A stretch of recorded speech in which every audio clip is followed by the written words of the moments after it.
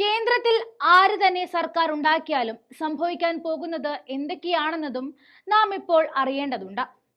മോദി മൂന്നാം തവണയും അവസരം ലഭിക്കുകയാണെങ്കിൽ രാജ്യത്തെ പ്രതിപക്ഷ പാർട്ടികളെ സംബന്ധിച്ച് അത് ചരിത്രത്തിലെ വലിയ പ്രതിസന്ധിയിലേക്കാണ് മാറുക.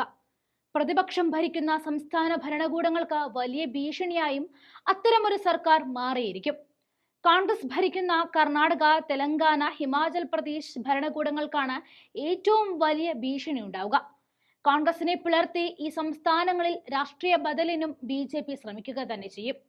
പശ്ചിമ ബംഗാളിലും കേരളത്തിലും ഇത് പ്രാദേശിക കക്ഷികളൊപ്പം കൂട്ടിയാലും അധികാരത്തിൽ വരാൻ കഴിയില്ല എന്നതിനാൽ രാഷ്ട്രപതി ഭരണം ഏർപ്പെടുത്തിയാലും നമ്മൾ അത്ഭുതപ്പെടേണ്ടതില്ല. ഇതിനായുള്ള അവസരങ്ങൾ BJP ഉണ്ടാക്കിയെടുക്കും എന്നതും ഉറപ്പാണ്. കേന്ദ്രത്തിൽ BJPക്ക് തുടർഭരണം അഥവാ ലഭിച്ചാൽ മമതയുടെ തൃണമൂൽ കോൺഗ്രസിനെ വീണ്ടും പിളർത്തുവാനും BJP ശ്രമിച്ചിരിക്കും. കേന്ദ്ര ഏജൻസികളെ ഭയപ്പെടുത്തുന്ന MLA-മാർക്കും നേതാക്കൾക്കും പിടിച്ചു നിൽക്കുക പ്രയാസമായിരിക്കും. സമാനമായ സാഹചര്യം തമിഴ്നാട്ടിലും ഉണ്ടായിരിക്കും. ഏകീകൃത സിവിൽ കോഡും ഏകീകൃത തിരഞ്ഞെടുപ്പും ഉൾപ്പെടെ BJP പ്രഖ്യാപിച്ച മുഴുവൻ അജണ്ടയും മോദിക്ക് മൂന്നാം ഊഴം ലഭിച്ചാൽ ഇവിടെ നടപ്പാക്കപ്പെടും.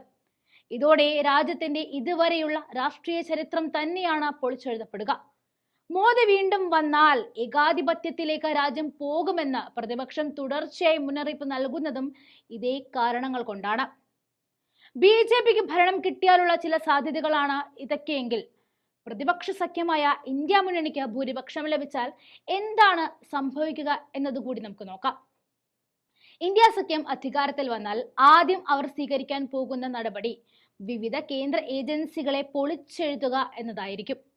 പ്രതിപക്ഷത്തെ തകർക്കുവാൻ മോദി സർക്കാർ ഉപയോഗിച്ച അതേ ആയുധം ഉപയോഗിച്ച് തിരിച്ചാക്രമിക്കാൻ ഇന്ത്യ സഖ്യവും ശ്രമിച്ചിരിക്കും. മോദി സർക്കാരിന് കീഴിൽ പ്രവർത്തിച്ച ഉദ്യോഗസ്ഥർക്കെതിരെ ഉടനടി നടപടിയെടുക്കാനുള്ള സാധ്യതയും ഏറെയാണ്. അതായത് ഇന്ത്യ സഖ്യം അധികാരത്തിൽ വന്നാൽ തങ്ങളെ വേട്ടയാടിയ ഉദ്യോഗസ്ഥരെ അവർ വെറുതെ വിടില്ല എന്നത് വ്യക്തം തന്നെ. വേണ്ടപ്പെട്ടവരെ കീ പോസ്റ്റുകൾ നിയമിച്ച BJP നേതാക്കളെ വേട്ടയാടുവാനാണ് അത്തരമൊരു സാഹചര്യത്തിൽ ഇന്ത്യ സഖ്യം ശ്രമിക്കുക. മോദിയും അമിത്ഷായും ഉൾപ്പെടെയുള്ളവരെ ലക്ഷ്യമിട്ട് ചില നീക്കങ്ങൾ ഉണ്ടായാൽ പോലും അത്ഭുതപ്പെടാനില്ല. ഇതിനു പുറമെ BJPക്കൊപ്പമുള്ള ഘടകകക്ഷികൾക്കൊപ്പം കൂട്ടുവാനും ഇന്ത്യ ശ്രമിക്കും. ഇതെല്ലാം തന്നെ സാധ്യതകളാണ്. ഇന്ത്യൻ ഭരണത്തിൽ ആര് വന്നാലും അത്തരമൊരു പുതിയ തുടക്കത്തിന് വഴിവെക്കും എന്ന് തന്നെയാണ് നമ്മൾ മനസ്സിലാക്കേണ്ടത്.